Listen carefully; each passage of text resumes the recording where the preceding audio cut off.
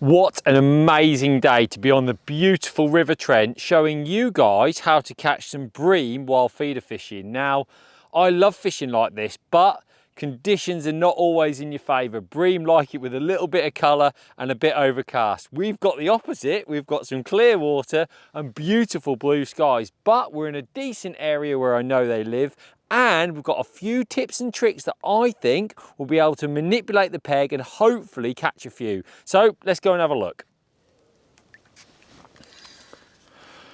Right, get this back out there.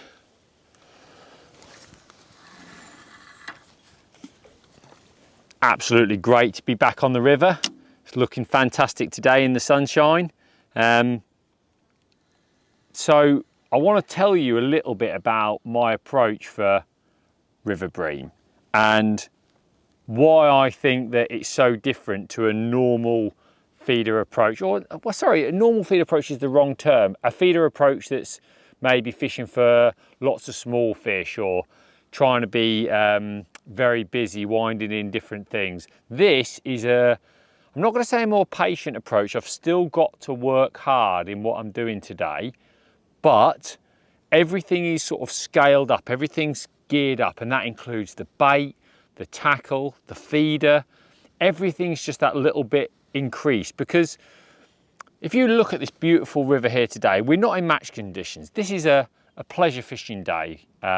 So there's a lot of river to draw fish from. There's a lot of river where fish can move and come from. Now, when you're on a river like this that's moving steadily, it's not exactly pulling like really hard or anything like that, but when it's moving nice and steadily like this, the fish are sort of patrolling all the time. And we're going to get times today where hopefully we can catch a few bream and they'll come through the peg. And then there's going to be times today where you might get a few smaller fish back in the peg. So one thing you can't do is just sit on your hands like you might do if you were fishing, say, on a big reservoir where you might be chucking sort of 5-10 minutes. When you're on a river, in my opinion, you can't do that. You need to be a little bit more proactive. You need to make sure there's like a column of bait going through all the time. You've probably seen already, my tip is giving it like odd rattles, odd taps, just like that, which are little fish. They're coming in, they're pecking at the bait. Now I've got quite a chunky piece of worm on to try and sort of like work my way through those rattles. What have we got here? This is I don't think this is a bream, but this is like a chunky fish, whatever it is. Might be a bream. And you could see those little taps and rattles as they were occurring there. Basically, I needed something that at the end of it all was significant enough for a fish to get a bite. I'm not sure that this is a bream. It might be, but it might be a big perch or something like that. That's the sort of thing that could also pick up my bait. We'll see in a minute.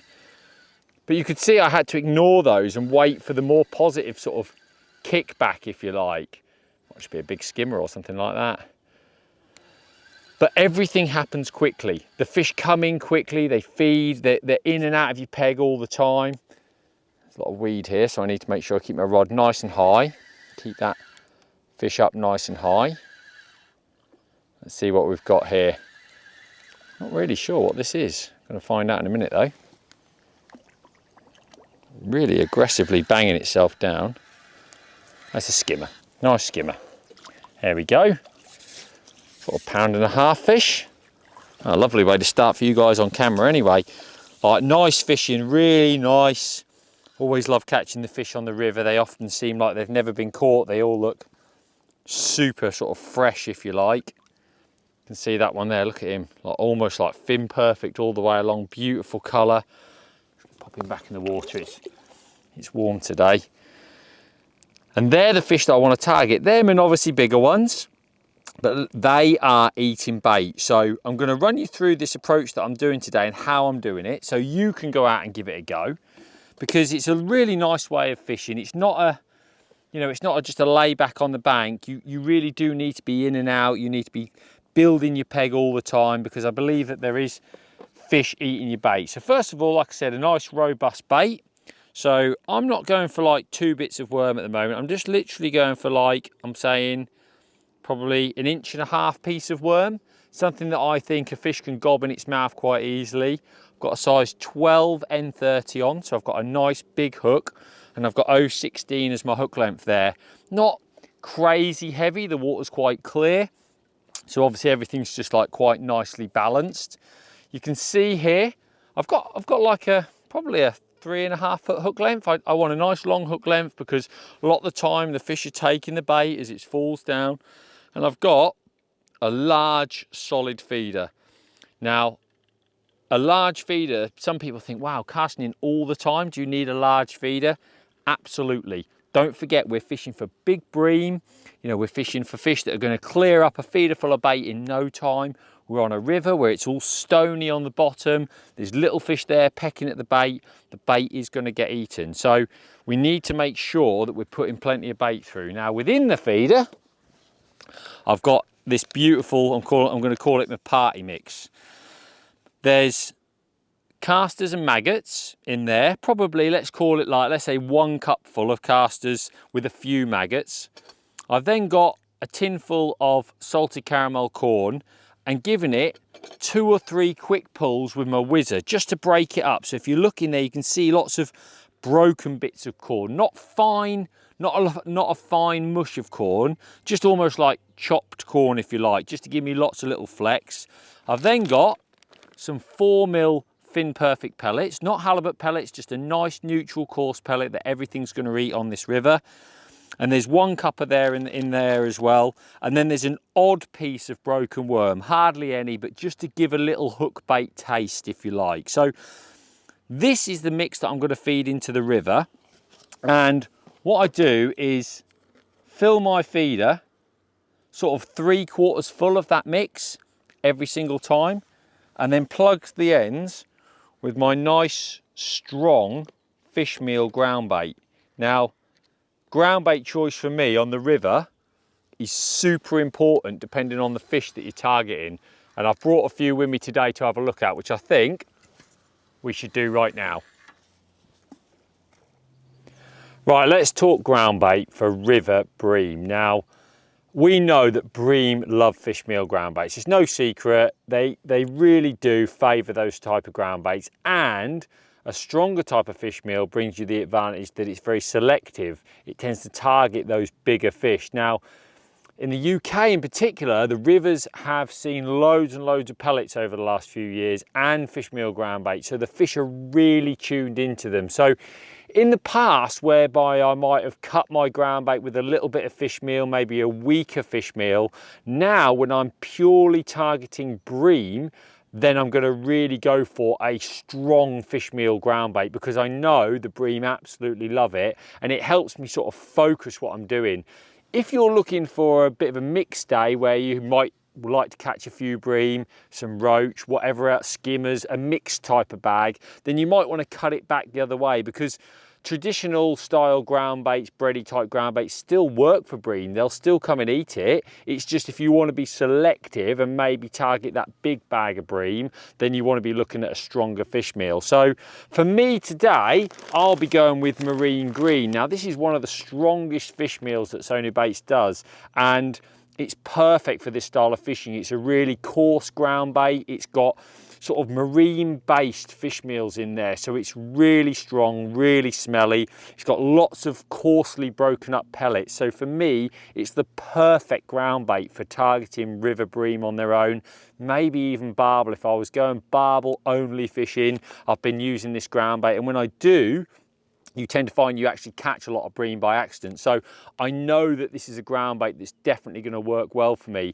If I wanted to cut it a little bit weaker, I could cut it with a bit of F1 Dark, which is obviously a dark expander based ground bait. It's a lot weaker. So if you were on a venue where you thought, it's probably a lot of skimmers with the odd chance of a bream, I'd probably look to mix these ground baits in equal amounts. And my go-to river ground bait when I fish for everything is deep water, and I usually add about 1/3 of F1 Dark. So I blend those two together when I'm fishing for roach, dace, a bit of everything, to give me a chance of catching bream and skimmers with that hint of fish meal within the mix. But I'm not interested in a roach or a perch or anything like that today. It's out and out big bream. We could have a complete fail or we could have a great day. I've got no idea, but this is the mix I will go for on that occasion. Now, obviously, whenever you're mixing pellet-based ground baits, one of the most important things is to make sure that you get plenty of water into the mix so it soaks up and is nice and heavy. When you're on a river and the water's moving, the last thing you want is light floaty ground baits, which is why marine green is so good, because it's got lots of heavy particles in it already. There's crushed halibut pellets and those sorts of things. So I'm just going to mix up around about half a bag, maybe a little bit more, because I'm going to be very aggressive today. When you're bream fishing, you're not messing around. I could easily use the rest of this bag, but I always like to sort of go with about 2/3 to start with, just in case I get it wrong. And I've got some water here. I'm just going to almost flood the ground bait. You've got to be careful when you use a ground bait like marine green, because of the halibut pellet and that's in this ground bait, it can go really, really gluey and sticky. So I don't over flood the ground bait like I do a crushed expander based ground bait. I tend to just make it nice and damp to make sure that those particles have got water. You can see there it's like quite claggy, I would describe that as, and obviously I want that to give all those bigger particles a chance to soften. But you know what, it doesn't bother me if they end up being a little bit hard. Those bits of halibut that are in there, they can stay hard. The fish love hard pellets on rivers. These fish are used to feeding on snails and bits and bobs like that. They really are tough feeders. They feed on gravel a lot of the time. Do not worry about having nice, hard, chunky bits of pellet in your mix. It's probably going to do you a favour. So I will leave that now and we'll let that settle. When I riddle that off in a bit, it'll probably be quite dry. I will add some more water just to make sure, but like I said, I don't want to overdo it to start with because it's going to be too sticky and tacky. But that for me is the perfect bream ground bait. So you can see why I go for the ground bait mix that I have done, that marine green, the stronger ground bait, because there is those little taps and that on the tip. I do want to try and target the venue's bigger bream. Now, today's session, what I've done is I started fishing by putting 5 of those large feeder fulls in. So before I even put my hook length on, I just cast out into the river 5 times, let it hit the bottom, wound my feeder back in, obviously nice spread of bait. I wasn't overly concerned about being right on the same spot. I was actually casting them in sort of a couple of meters left and right. Sometimes I held my rod back, just a basically a little bit of a spread of pellets and corn and obviously casters and those sort of like bigger, coarser baits, because I'm not fishing for one bream. I'm not fishing for 2 or 3 bream. I'm trying to catch 10, 12 bream, which if I want to catch that sort of amount of bream, then I've got to make sure that there's probably going to be 30 bream coming to the peg throughout the day. So I don't want a situation where those bream are all on top of each other. I want a situation where they're sort of milling around the peg, you pick 1 or 2 off, and they don't tend to spook too much because the water's clear. So I'm just going to work that feeder around in a sort of like an area for today. I'm going to cast slightly left, right, forward, backwards, that sort of thing. But that's the most important thing. Now, this is where it will surprise people. I'm casting in every 2 minutes. I think it's really important to keep a steady stream of bait going in. Now, 2 minutes might seem insanely regular, but most of your bites are going to come within a minute because the bream that are in your peg will snatch at that hook bait as it falls. Now, yes, there is an argument to say you could sit and wait for 10 minutes, but I just don't believe you're going to draw enough fish into your peg throughout the course of the day if you just cast in every 10 minutes. You'd probably have to have 10 or 12 quick chucks and then you could sit with your rod in for 10 minutes. So instead, and because I believe the fish are moving around all the time, I'm casting out every 2 minutes and just constantly putting the bait into the river to make sure that these fish that are moving up and down can find me and obviously are sort of drawn to where I'm fishing. And then more so, when I chuck the feeder in,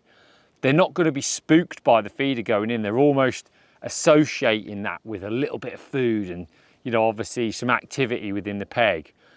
And that's why it's good to be nice and busy. That's why it's really important. And as well, I get very bored when I'm fishing if I just sort of sit there for 10 minutes at a time. I like to be quite proactive in my fishing, and it gives me a chance to try different hook baits. It gives me a chance to maybe change what I'm feeding a little bit more. Sometimes I'll put just that neat ground bait in for 3 or 4 casts. If I feel like I've probably built up a nice head of particles, I might just use ground bait for 3 or 4 casts just to put some ground bait in the peg, give some extra smell into the peg, you know. Oh, that was a big drop back. Oh, whatever that was, got away with it. But you can see how quickly the tip is banging and pulling and all sorts. It's absolutely crazy. Really, really crazy. I'll wind this rig in. I thought it'd be a nice chance to talk to you about my rig, because obviously this is something that, you know, people find interesting in their setup. I always try to keep things nice and simple. I absolutely love fishing with braid. It's one of my favourite things to do. I feel really in touch with fish and with my feeder when I'm fishing with braid. So I've got some 08 absolute braid on my reel. Now, that braid in 08 is important for me when I'm on a river. I don't like a thick braid that can pick up the flow too much. I like a nice thin braid. So I've got 08. I've got my ever reliable 12-foot Superior X, because I'm not casting to the moon. I'm only fishing 35 metres today. And then this braid runs up and down the rod until you get to the final 1 metre. And then I've got some 030, the extremity feeder mono, just 1 metre of mono on there. And that's what I like to tie my rig on. I like something really thick, really robust to put the rig on. And you can see here, I've just got a bead and a swivel at the bottom of the rig, and then my swivel just runs between that bead and that shot. So effectively, when the fish picks it up, it kicks it against the shot, dislodges the tip, and you get that sort of drop back that you just saw there with hopefully a fish attached. Now, I've put actually 2 swivels on there because I just like a little bit of separation in this bit here. Just always sort of helps me. So I actually just double up on the swivels, and then if I don't want that, or if I find it's a problem, I can just quickly take that swivel off, so it's dead easy to do. And then I've got a really strong piece of mono down here. So this is 022 AccuPower, and then I've just got my ever reliable 6 inches of 016 AccuPower with a size 12 N30. So a really simple rig. Very, very easy to set up and use, but nice and durable all the same. I'm going to stick a 2-inch chunk of worm, push the boat out this time. Get back in the water. Very important. And fill that up there.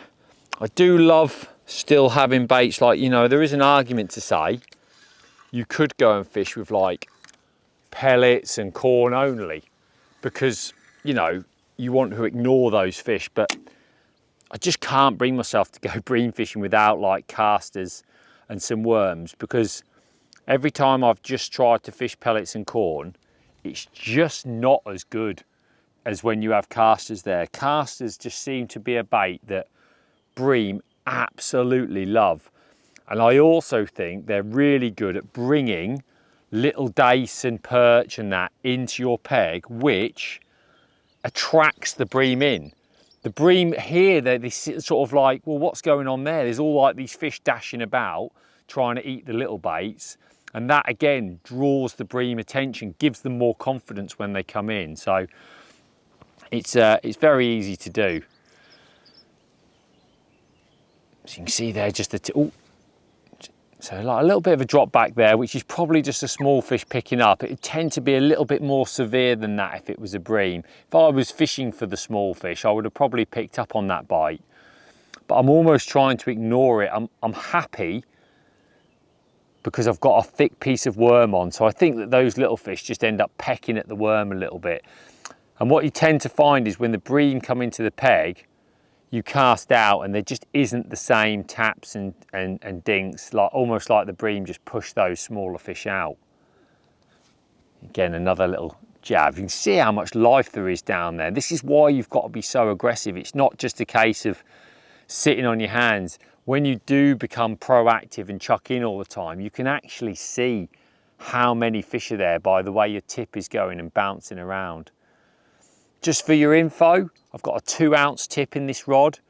I know a lot of you asked the question about what sort of tip you want in the rod. I just fish with a nice 2-ounce tip. Don't want anything too heavy. I don't tend to fish any heavier than 2 ounces. If the river's pulling really strongly, it almost just bends through that tip and into the carrier section, if you like. Another like sort of rattle, crazy really. Another one. Yeah, I mean, if it moves a few times, it might just be a small fish hanging on the end, but we're at the 2 minutes anyway, so we can wind in. Just at the moment, it's busy, it's proactive, there's fish there. You know, I've got a good feeling. I just feel like there is going to be some bream find us. But this is why you need to keep chucking in. You can't just sit there and relax. You know, you want to be putting it in regularly. Just gonna take that off, shorten that piece of worm down a little bit because it got a bit, the end got a bit mushed. Fill that feeder up with the party mix. Smelly marine green. You can see it hasn't even really put those little fish off. It's crazy how they've become immune to these strong fish meals. They really have. So I'm just going to keep chucking that in. So you notice there, I'm letting it hit the bottom. Now, usually on a river, you allow the flow to pick a nice bend in your rod, but we can't do that today because there's no flow on the inside. So I'm just winding 2 or 3 winds to pick up that slack, and then just allowing that little bit of flow that's a bit further out just to pick my rod up. Whereas if I was to leave it and have lots of slack line, what would happen is it would take a long time to sort of like tighten up, and it would end up just really all the flow is out in the river. We're at the, I can never remember whether you want to call it an inside or an outside of a bend. For me, it would be an inside. So I'm basically, this side, there's no flow, it's very shallow, whereas all the flow is on the other side of the river here. So that's why I'm fishing sort of 35 meters. The river's 70 meters wide at this point, maybe. So I'm casting to the middle, which is the first place that I found any sort of depth and flow. Now, I could have fished another 10 meters further still, and I would have found the same depth and flow when I had a plumb up. But when I had a cast around with that bomb this morning, I sort of had a count of 1 or 2 and that sort of thing. Nothing there again, busy in and out at the moment, isn't it? So I had a count of 1 or 2 up to about 25 meters. And then once I got to 30 meters, it dropped to a 3. And then from 30 meters, it was like 3 and it stayed that deep, which is about, just have to excuse that plane, about 9 to 10 foot deep, I would say that is there. So a nice depth. And it never got any deeper then before it went back to the other side. I'm going to put 2 little pieces of worm on this time. Very nice visual hook bait, I think, that the fish can get at. But you can see like how often I'm chucking in with this large feeder. You know, people will often say to me, aren't you worried about overfeeding the fish? I'm going to say that's absolutely impossible when you're sat on your own. There's too much river and there's too many fish and mouths for you to overfeed. I've just dropped that one like a meter or 2 to the right this time, like slightly further upstream. Just want to make sure that I don't hammer the same spot too much with bait. But you can see how proactive I am, and I know that at some point I'm going to get that visit from Bream, and when I do, I'll have built up a nice bed of bait, which will hopefully hold them in the peg for a little while. And I believe I've got a better chance of attracting them in the first place by being nice and busy like I am. Hopefully we can find a few.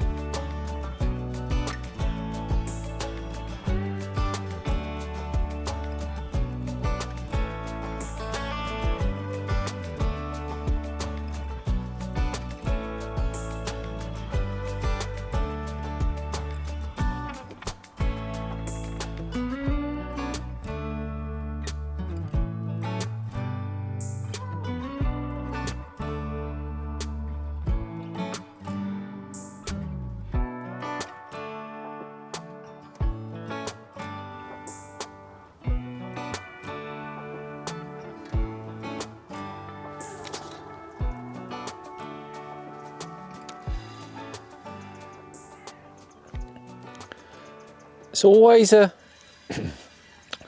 telltale sign that there's some better fish in your peg, because just had sort of 20-30 minutes of almost going through the motions, like little fish taps. You know, after that early skimmer, just kept like loads. Every single time I chucked out, I got a little fish tap, and then I chucked in and I just turned to the cameraman and said, it's quiet, something's not right, in terms of like something's changed in the peg. It's just a bit of weed there. Just gently try and pull him through. And then I chucked back in then, and exactly the same thing happened, like no indications, just sat there. And then we've got a bream. And that, lovely positive bite as well. And that is classic of this type of approach. You can't really control when the bream want to come and see you, but when they do, look at that, there he is. Oh, love a river bream. Come on then. Beautiful. So you can't control when they're going to come, but when they do, if you've got everything right, and that was only the second cast, like I say, I just wound in without that indication, and then had an indication, like a slower indication, and then that just arced over. I mean, I'm just looking at the stopwatch now, it's only on 2 minutes 30 now, so that hadn't been in the water very long at all, which is classic of what I'm after really. And obviously we've fed that large amount of particles into the peg. I was just thinking about stepping down the feeder slightly just to steady on. Look at him. What an absolutely brilliant fish to catch on a river. And they're so thick set, you know, they're so muscly and clean, and it's really, really nice. I'm just gonna, I'll probably put, if we can catch 3 or 4, I'll keep hold of 3 or 4 just to show you. But really, really nice fishing. So, you know, I want to get back out there. I feel like that's worked. You know, that constant casting has actually worked. There's actually a little bit of bait still in my feeder. So, you know, you can see that my bait is getting to the bottom there, because I've nipped that in, and there's a bit of bait still in my feeder, which is rare. I must admit, I haven't sort of wound back with it like that too often. That was on that half a piece of worm hook bait.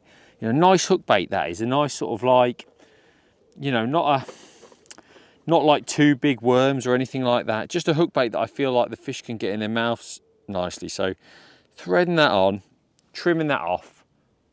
Look like an inch. God, it looks great. I'm going to get back out, because often when you get the bream in your peg, they can stay and you can catch a few. I'm not saying that's going to be the case, but, you know, because the water's so clear, I can imagine sort of hooking one and the other's just spooking and backing off there. But hopefully we can get another. Now, because of that lack of flow, just going to tighten that tip back up. Let's see if we can get one for you. I mean, that's our first proper bream. Really nice start. And let's just see if we get the indications the same. And that was what was really apparent for me. See, there's a little tap there, a little quite quick indication, as if to say there's a small fish. And that wasn't, you know, for 30 minutes I was chucking it out and my tip was literally tap, tap, tap, tap all the time. Wound in probably 5 days, wound in another 10 times where there was just nothing there because I've got a big hook and a big bait on and they just don't get it. And see, it's tapping again now. So maybe hooking that bream, I can almost imagine you hook a bream in the clear water, the other 5 or 6 bream sort of move downstream, like back off for a moment, and those little fish come back in really quickly, and you can see the tip is doing what it was doing for that 30 minutes again now. It's very active. So I'd almost need one to come in and bully these fish out, and that was the difference there. So that wouldn't have been on its own, that bream. There would have been 4 or 5 there, I'm sure, you know, at least, that come in, they start feeding, and these little taps, they completely stop. So, you know, it was almost like a good indication of like what I'm doing by chucking in all the time could work. Now, what might be a nice play is to have 5 or 6 casts with just ground bait, because these little fish, they love the particles. So maybe just a really smelly fish meal for 5 or 6 chucks. You know, because I've been putting the particles in now for a good 45 minutes, which is a great time to catch your first bream, like 45 minutes in. So I know there's particles down there. I know those little fish aren't going to be eating all those hard 4 mils. I know they're not going to be eating the corn. You know, they'll probably try, but they're not going to be eating it. So I might just have 4 or 5 chucks now with the smelly ground bait, see if I can bring the fish back into the peg. It's not quite as prolific with the taps as what it was, so just going to leave that another 30 seconds, and then I'm going to have a blast of like 5 or 6 chucks with just that smelly ground bait, that really strong fish meal, and see if that lack of particles and that smell draws some bream back in.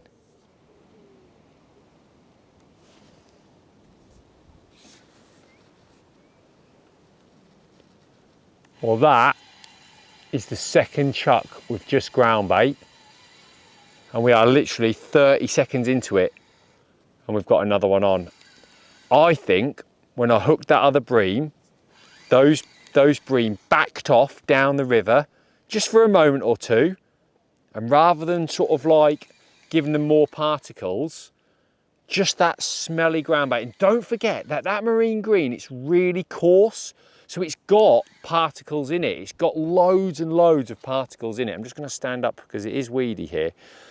It's got loads of particles in it. And because there's so many particles in that bait, like, you are still feeding the peg. You're not just, you know, you're not just stuck with, you know, no bait at all. And it's really obviously smelly. And I feel like they've just literally come straight back up because that's been in the water 30 seconds. And it's gone round again. So, you know, I don't feel like I haven't fed the peg because I like I say, I feel like that ground bait is so coarse anyway. I'm having to be very aggressive here with this fish. I can see him there. So there's a bit of weed here. So if you just keep the pressure on nice and high, but this one's fighting hard, which is great. I mean, it's so exciting. Go on, he's really trying for these weeds here. So I'm gonna just have to boss him a little bit. Otherwise he's gonna do me. What are you going to do? You're going to just keep a steady pressure. And you can see I'm pulling quite hard. He's just tangled there. Here he comes. Come on. Beautiful fish. So fit and healthy. What? That is brilliant fishing. That is such good fishing. You know, and that's worked for sure because, you know, I just felt like the fish have backed away. And that lack of particles for the smaller fish and the really smelly impact, they don't like it, those dace and perch. They don't like just the neat ground bait. They want the particles like the casters and that. So just by having a few casts with the ground bait, I think we could be in for a few more here. But this is classic of what they are. They're such thick set fish. This one's a little bit smaller. He's probably like 3.5, 4 pound he is, but look at that. I'm going to pop him back in the landing net. That is brilliant fishing. And it goes to show, in my opinion, that if you can get it right and work with these sort of baits, these strong fish meal ground baits that we have nowadays, and obviously particles like corn and pellets. And, you know, I've only brought like a pint of casters with me just to mix a few in, you know, and a few worms for the hook. You know, you can have brilliant days. I mean, we're, you know, an hour or so into the session, there's signs of bream. We've had a skimmer, 2 bream. I think we're going to catch several more. It really is a great way of fishing. And you can definitely get the best out of it with these sorts of baits.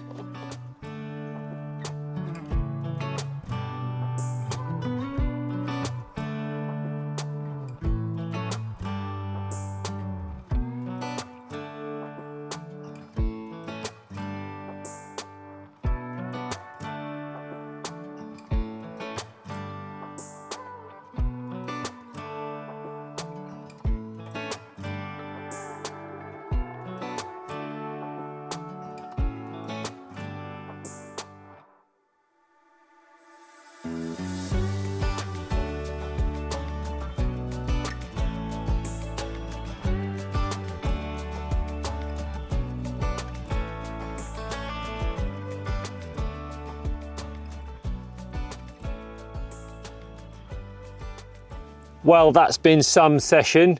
Really enjoyable fishing. Just kept a few. I want to get them back to show you the fish that you can catch on the rivers. They are fantastic, really fit fish, healthy fish. Just bring it up here. Had some real big ones as well. This one's a real good one. There, look. Brilliant, brilliant fishing. You know, you can, I'm sure if the conditions are right, if you get a little bit of colour, it could be even better still. But the water's running really warm now on our fisheries. And, you know, if you get things right, really nice and positive, you're going to have some fantastic days bream fishing.